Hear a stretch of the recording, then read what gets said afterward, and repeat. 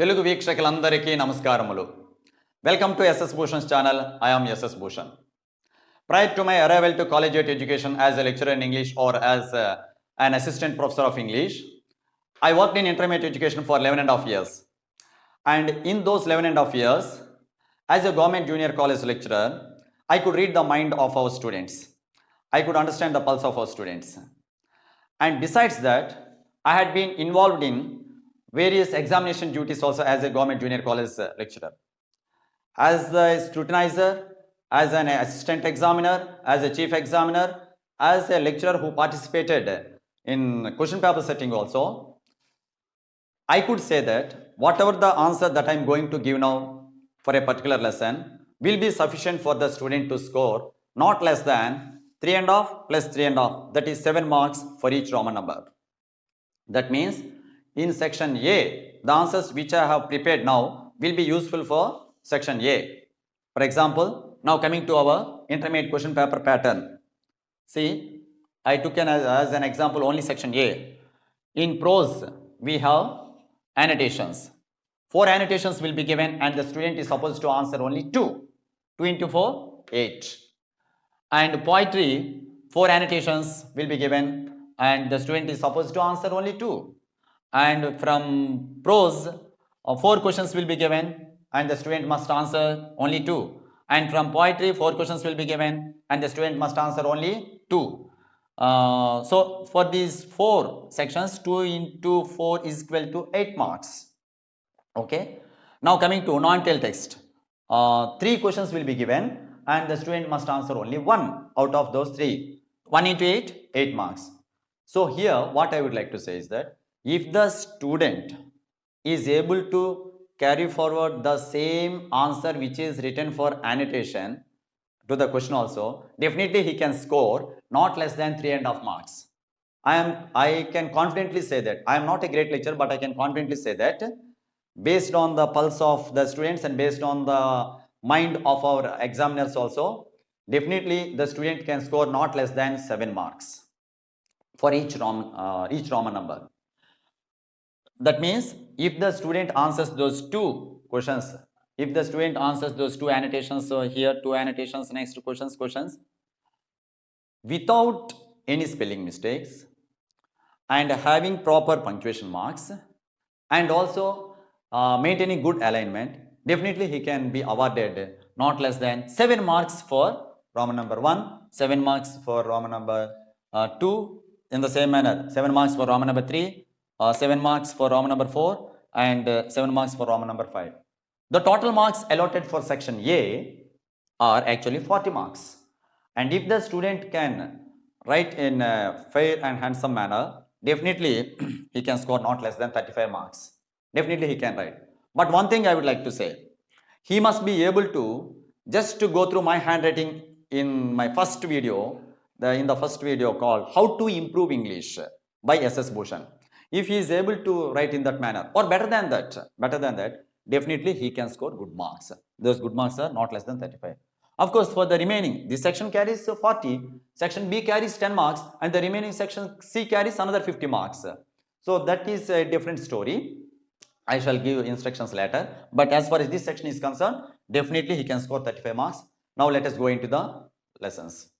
Now coming to the non-detailed text, The Adventures of Tom Sawyer, Mark Twain, which is prescribed for intermediate second year. Essay questions.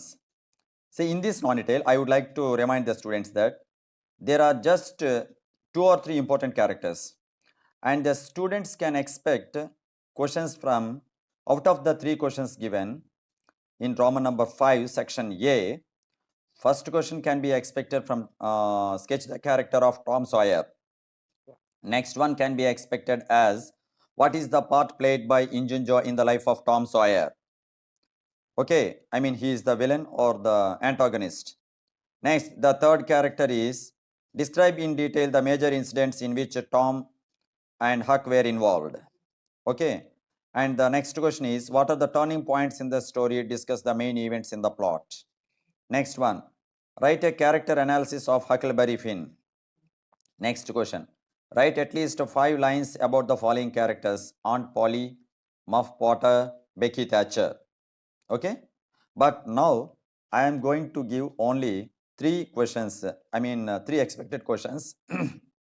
They are, first one is sketch the character of Tom Sawyer. Next one is what is the part played by Injun Joy in the life of Tom Sawyer. Next one is what are the turning points in the story, discuss the main events in the plot. Okay, these are the 3 questions. Now coming to the first question. Write a character sketch of Tom Sawyer. The novel The Adventures of Tom Sawyer is written by an American writer, Samuel Langdon Clemens, popularly known by his pen name Mark Twain. Pen name is Mark Twain. His actual name is Samuel Langdon Clemens. Okay, this Samuel Langdon Clemens is an American writer. Next, an imaginative and mischievous boy, Tom Sawyer, lives with his Aunt Polly and his half-brother Sid in the Mississippi River town of St. Petersburg, Missouri. So ఈ Tom Sawyer విషయానికి వచ్చినట్లయితే వీడెప్పుడూ కూడాను just fantasies and ఇమాజినేషన్లో తేలుతున్నటువంటి మనిషి, అంటే ఊహల పల్లకిలో ఊరేగుతునే అబ్బాయి. ఈ అబ్బాయి ఎవరితో ఉంటున్నాడు అంటే, కలిసి ఉంటున్నాడంటే వాళ్ళ aunt Polly and his half brother Sid, అంటే పిన్నమ్మ కొడుకు లేదా పెద్దమ్మ కొడుకు అంటారు కదా. సో ఆ పిన్నమ్మ గారి దగ్గర ఉంటూ ఆ పిన్నమ్మ గారి అబ్బాయి సిడ్ అనే వాడితో కలిసి ఈ మిసౌరీ పక్కన అనమాట, river town of Saint Petersburg Missouri దగ్గర అనమాట వీళ్ళు నివసిస్తున్నారు. His aunt Polly loves him dearly, but is unable to control his impulsive ways as he somehow manages to escape from her ire. తల్లి లేని పిల్లడు కనుక ఆంట్ పాలీకి చాలా ఇష్టం ఈ అబ్బాయి, చాలా గారాభంగా పెంచుతుంది. అయితే వీడు అల్లరి చాలా ఎక్కువ. ఎంత అల్లరి చేసినప్పటికీ కూడాను కొన్ని సందర్భాల్లో విపరీతమైన కోపం వస్తుంటుంది మన ఆంట్ పాలీకి. కానీ he somehow manages to escape from her ire. ఏదో ఒక ఐర్ అంటే కోపము లేదా కోపాగ్ని లేదా అక్కడ ప్రతాపము అని.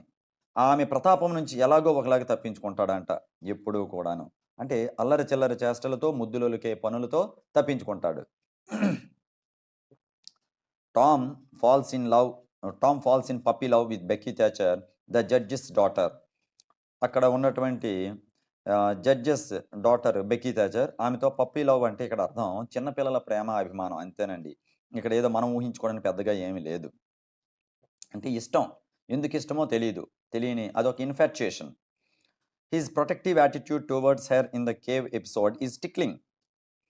ఆ కేవ్ ఎపిసోడ్ దగ్గర చూడండి, ఆమెను జాగ్రత్తగా తీసుకుని వెళ్తుంటాడు. ఒక చిన్న స్ట్రింగ్, ఒక తాడు లేదా దారం లాంటిది కట్టుకుంటూ, ఇలా రా నువ్వు పట్టుకుంటూ జాగ్రత్తగా రా నన్ను ఫాలో అంటూ అంటాడే, అది ఒక మనిషి పట్ల మనకు ఉన్నటువంటి అభిమానాన్ని, అక్కడ చిన్నపిల్లలు కనుక వాళ్ళ పట్ల వాళ్ళిద్దరి మధ్యన పప్పీ లవ్ ఉందని మనం అలా అనుకోవాలి.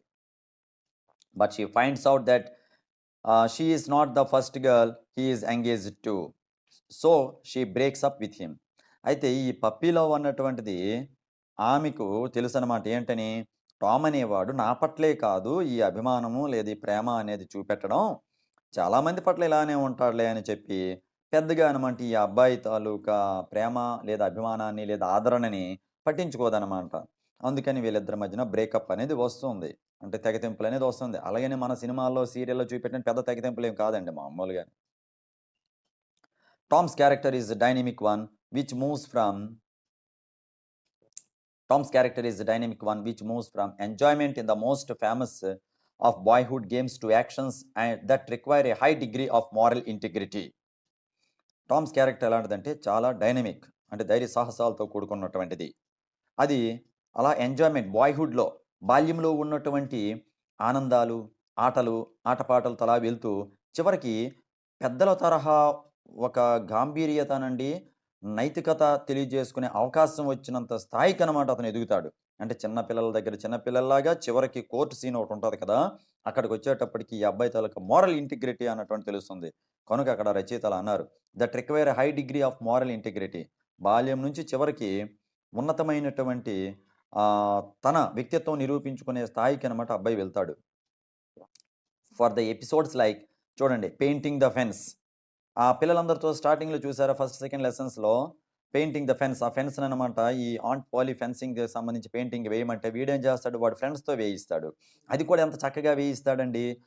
నీకు ఈ పెయింటింగ్ వేయాలంటే ఖర్చు అవుతుందిరా బాబు అంటూ వాళ్ళ దగ్గర చిన్న చిన్న గిఫ్ట్స్ పొందుతూ అనమాట వాళ్ళకప్పుడు పెయింటింగ్కి అవకాశం ఇస్తాడు. అంటే పెయింటింగ్ పట్ల వాళ్ళకు ఉన్నటువంటి ముచ్చటని వీడు అవసరాన్ని రెండు తీర్చుకుంటాడు. చాలా తెలివైనవాడు మనవాడు. ఫ్రమ్ ద ఎపిసోడ్స్ అంటే ఇక్కడ ఘట్టాలు. From the episodes like painting the fence with his friends to revealing Injun Joy's guilt in murdering Dr. Robinson and freeing an innocent man, one can understand his transcendence of character. ఇక్కడ ఏమంటాడు, ఆ చిన్న చిన్న పనుల నుంచి, painting the fence నుంచి, అలానే ఆ కోర్ట్ సీన్ ఇప్పుడే చెప్పాను కదా, revealing Injun Joe's guilt, Injun Joe అనేవాడు దోషి అని చెప్పినటువంటి సీన్ వరకు కూడా ఎక్కడ దోషి అండి, రాబిన్సన్ మర్డర్ చేశాడు, మర్డర్ చేసేటప్పుడు అన్నమాట నేను చూశాను అని ధైర్యంగా చెప్తాడు. అలా చెప్పాలంటే ఒక హంతకుడి గురించి చెప్పాలంటే ఎంత ధైర్యం ఉండాలండి. కనుక ఆ ఇంజన్ జాయ్స్ గిల్ట్ వరకు కూడా నా చెప్పిన సీన్ వరకు కూడా, అంటే చైల్డ్హుడ్ గేమ్స్ నుంచి మొదలుకొని ఇంజన్ జాయ్ అన్నటువంటి వాడు తప్పు చేశాడు, వాడు నేరస్తుడు అని చెప్పిన వరకు కూడాను చాలా చక్కగా వాడి క్యారెక్టర్, ట్రాన్సెండెన్స్ ఆఫ్ క్యారెక్టర్, అంటే ఆ క్యారెక్టర్, ఆ గుణగణాల తాలూకా ఆ ప్రవాహం అలా వెళ్తూ ఉంది అని చెప్పడం. అంటే ఒక సీన్ నుంచి మరో సీన్కి పెద్దరికం కనిపిస్తుంది అని చివరికి. అక్కడ ఎవరిని ఫ్రీ చేస్తాడు చెప్పండి, ఇన్నసెంట్ మ్యాన్ ఓల్డ్ మఫ్ పాటర్ మీద తోహేస్తాడు నింద. డాక్టర్ రాబిన్సన్ మర్డర్ ఏమో ఓల్డ్ మఫ్ పాటర్ చేశాడని ఇంజన్ జాయ్ తోహేస్తాడు. కానీ ఇప్పుడు ఓల్డ్ మఫ్ పాటర్ని కూడా ఆయన విడిపిస్తాడు. ఎలా విడిపిస్తాడు, కోర్టులో అసలు విషయం చెప్పడం వలన. ఏంటి అసలు విషయం, మర్డర్ చేసింది ఓల్డ్ మఫ్ పాటర్ కాదు, ఇంజన్ జాయ్ అని చెప్పడం వలన. ఈ ట్రాన్సెండెన్స్ అంటే అర్థం ఏంటంటే ఒక దశలోంచి మరో దశకి వెళ్ళటం. Tom accompanies Huckleberry Finn, the son of the town drunk to the graveyard at night. ఆ ఊర్లో తాగుబోతు ఒకడు ఉంటాడు. ఆ తాగుబోతు కొడుకేమో Huckleberry Finn. At the graveyard they witness the murder of doctor Robinson by Injun Joe. ఆ గ్రేవ్ యార్డ్లో చూసారా, అక్కడ ఏదైతే వాళ్ళు అనుకుంటారు పలానా సమాధి దగ్గరికి వెళ్దాం, ఆ సమాధుల దగ్గరికి వెళ్ళేటప్పుడు మనకి ఏదో సంపదలు దొరుకుతాయి, లేదా ధైర్యంగా అక్కడికి వెళ్దాం, ఏవో అంటే సాహసోపేతమైనటువంటి పనుల్లో భాగంగా వీళ్ళు అక్కడికి వెళ్తారు. వెళ్ళేటప్పుడు at the graveyard they witness the murder of Dr. Robinson by Injun Joy. Scared, Tom and Huck run away and swear not to tell anyone what they have seen. ఇంత ధైర్యంగా అంటే విచ్చలవిడిగా ఒక మనిషిని, డాక్టర్ రాబిన్సన్ని చంపడం అన్నటువంటిది క్రూరమే. అయితే అది ఎవరికీ కూడా మనం చెప్పకూడదురా బాబోయ్, ఎందుకంటే ఇది మన పీక మీదకి వస్తుంది అని చెప్పి స్కేర్డ్ అంటే భయపడిపోయారు, ఫియర్డ్ అని అర్థం. భయపడిపోతే ఎవరికీ చెప్పకూడదని వాళ్ళిద్దరు ప్రమాణం చేసుకున్నారు. Some days later, Tom, Huck and their friend Joe Harper run away to an isolated island. అక్కడికి అదొక సీన్, అది మొదటిది అయిపోగా కొద్ది రోజుల తర్వాతను Tom, Huck and their friend Joe Harper వీళ్ళ ముగ్గురు కలిసి ఒక ఐసోలేటెడ్ ఐలాండ్కి వెళ్తారు. అంటే వీళ్ళకి సాహసాలంటే గొప్ప సరదా. అసలు టైటిలే the adventures of Tom Sawyer కదా. సో అడ్వెంచర్స్ అంటేనే సాహసోపేతమైనటువంటి ప్రయాణాలు. వాళ్ళు ఒక పూర్తిగా ఎవరూ లేనటువంటి ఒక ఐలాండ్కి వెళ్ళిపోతారు. ఐసోలేటెడ్ అంటే అర్థం అది. They want to become pirates there. వాళ్ళు అక్కడ ఏం అవ్వాలనుకుంటారు, పైరేట్స్ అవ్వాలనుకుంటారు. పైరేట్స్ అంటే ఎవరు, సముద్రపు దొంగలు. అంటే సముద్రంలో వచ్చే షిప్స్ని అటకాయించి దారి కాచి అందులో ఉన్నటువంటి సంపదను దోచుకునే వాళ్ళు పైరేట్స్. వాళ్ళు ఆ పైరేట్స్ జీవితాలు చదవటం వలన ఆ పైరేట్స్ అంటే ఇలా ఉంటారు, మనము అలాగే అవుదామని చెప్పి ఆ తెలియని తనంలో వాళ్ళు కూడాను ఆ పాత్రల్ని కోరుకుంటారు. The boys have a great time there. ఎక్కడ great time, in the island. Their families think that the boys are drowned. ఆ మిసౌరీ రివర్లోనే ఎక్కడో వీళ్ళు ఏమైనా సరే అయిపోయారేమో, చనిపోయారేమో, మునిగిపోయారేమో అని అనుకుంటారు. Tom and his friends surprise everybody by returning home at their funeral. అయితే ఈ పిల్లల కోసం, టామ్ కోసం, హక్ కోసం, జో హార్పర్ కోసం ఆ కుటుంబాలు చూసి చూసి చివరికి వాళ్ళు ఏం చేస్తారంటే, చనిపోయారు మన పిల్లలని చెప్పి వీళ్ళ కర్మకాండలు చేస్తారు. ఆ 11వ రోజు నాడు అనమాట గమ్మత్తుగా అనమాట వీళ్ళ ముగ్గురు కూడా అక్కడికి వచ్చేస్తారు. వీళ్ళందరికీ కూడా సర్ప్రైజ్ ఇస్తారు.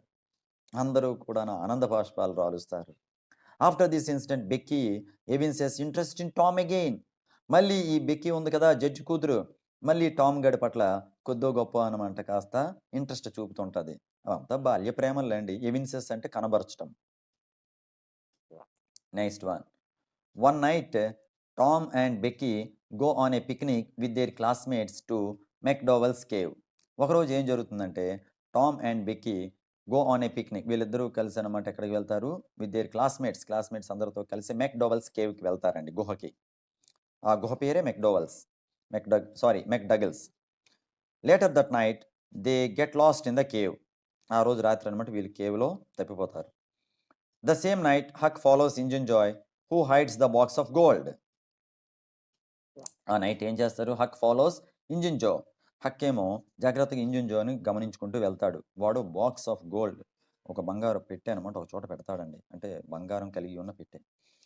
Haq overhears Injun Joe's plan to kill the widow Douglas. అక్కడ వీడో ప్లాన్ వేస్తాడు.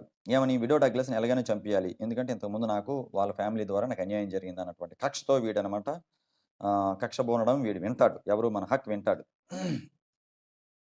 In the meantime Tom sees Injun Joe in the cave.